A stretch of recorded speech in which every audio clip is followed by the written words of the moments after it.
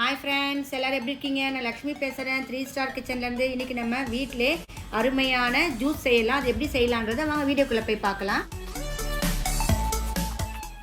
இப்போ நான் முதல்ல பைனாப்பிள் ஜூஸ் பண்றேன். இந்த ஜூஸ் பண்றதுக்கு 5 நிமிஷம் தான் ஆகும். இது பண்றதுக்கு ரெண்டே பொருள் தான் தேவை. இது எப்படி பண்ணலாம்ன்றதை வாங்க பார்க்கலாம். தேவையான பொருட்கள் 1 கப் பைனாப்பிள், 1 கப் பொடிச்ச சர்க்கரை, 1 கப் ஐஸ் வாட்டர். மிக்ஸி ஜாரில் எடுத்து வச்சிருக்க பைனாப்பிளை சேர்த்துக்கிறேன். இதிலே 1 கப் ஐஸ் வாட்டர் சேர்த்துக்கிறேன். 1 ஸ்பூன் பொடி பண்ணி வச்சுருக்க சர்க்கரையை சேர்த்துக்கிறேன். நான் எடுத்துருக்க பைனாப்பிள் வந்து ரொம்ப ஸ்வீட்டாக இருக்குது, அதனால் நான் இங்கே கம்மி சுகர் சேர்த்துக்கிறேன். உங்கள் பைனாப்பிளுக்கு ஏற்ற மாதிரி நீங்கள் சுகர் சேர்த்துக்குங்க. இப்போ நான் இதை ஒரு 5 நிமிஷத்துக்கு அரைச்சிக்கிறேன். பைனாப்பிள் நல்லா நைஸாக அரைச்சிருக்கேன். இல்லைன்னா கொஞ்சம் கூட பால் சேர்க்கலை. இந்த மாதிரி பைனாப்பிள் ஜூஸ் வரணுன்னா ஜூஸ் பண்ணுறதுக்கு முன்னாடி பைனாப்பிளை கட் பண்ணி ஒரு 10 நிமிஷம் ஃப்ரீசரில் வச்சுருங்க. நான் இங்கே 2 கிளாஸ் எடுத்திருக்கேன். அதில் 2 ஐஸ் க்யூப் சேர்த்துக்கிறேன். இப்போ நான் ஜூஸை கிளாஸில் ஊற்றிக்கிறேன். நல்லா நைஸாக அரைச்சதுனால ஜூஸை வடிகட்ட தேவையில்லை. நம்மளுடைய சூப்பரான பைனாப்பிள் ஜூஸ் ரெடி ஆகிடுச்சு பாருங்கள். இப்போ நம்ம அடுத்த ஜூஸ் எப்படி பண்ணலான்னு பார்க்கலாம். நெக்ஸ்ட் நம்ம கேரட் ஜூஸ் எப்படி பண்ணலான்னு பார்க்கலாம்.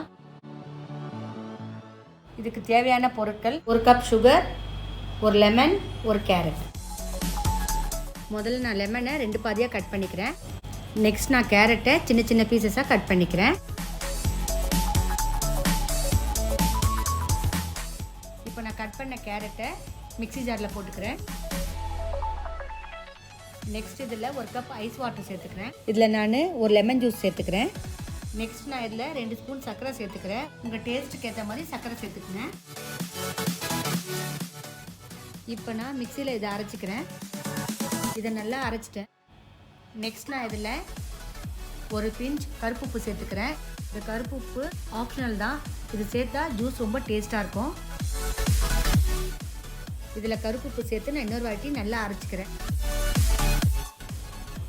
நான் கிளாஸில் 2 ஐஸ் க்யூப் போட்டு ஜூஸை ஊற்றிக்கிறேன். இந்த கேரட்டை நான் நல்லா நைஸாக அரைச்சதுனால வடிகட்டல. கிளாஸில் ஜூஸை ஊற்றிட்டேன்.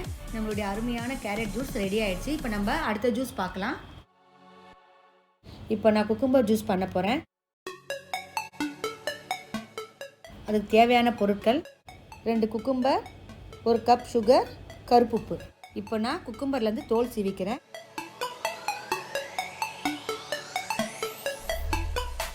இந்த மாதிரி தோல் சீவி போட்டோன்னா குக்கும்பர் ஜூஸ் ரொம்ப டேஸ்ட்டாக இருக்கும்.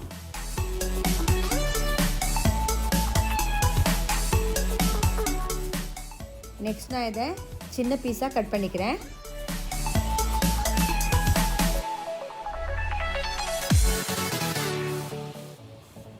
இப்போது கட் பண்ணி வச்சுருக்க குக்கும்பரை மிக்ஸி ஜாரில் சேர்த்துக்கிறேன்.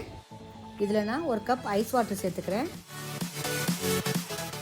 நெக்ஸ்ட் நான் 1 லெமன் எடுத்துருக்கேன். அதை 2 பாதியாக கட் பண்ணுறேன். இந்த லெமனை நான் பிழிஞ்சிக்கிறேன்.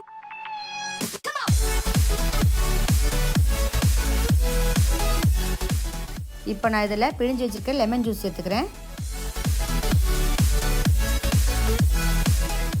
இப்போ நான் இதில் 2 ஸ்பூன் சர்க்கரை சேர்த்துக்கிறேன். இதில் 1 பிஞ்ச் கருப்பு உப்பு சேர்த்துக்கிறேன்.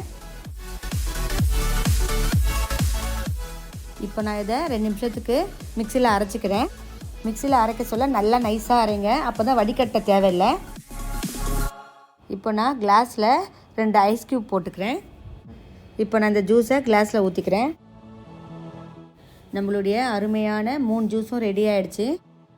டயட்டில் இருக்கவங்க இந்த ஜூஸை டெய்லி ஒவ்வொரு நாளைக்கு ஒன்று எடுத்துக்கலாம்.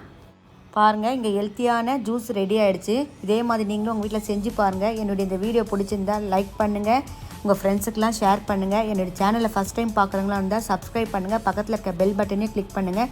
அப்போ தான் நான் போடுற புது வீடியோஸ்லாம் உங்களுக்கு உடனுக்குடனே அப்டேட் ஆகும். என்னுடைய இந்த வீடியோ பார்த்ததுக்கு நன்றி.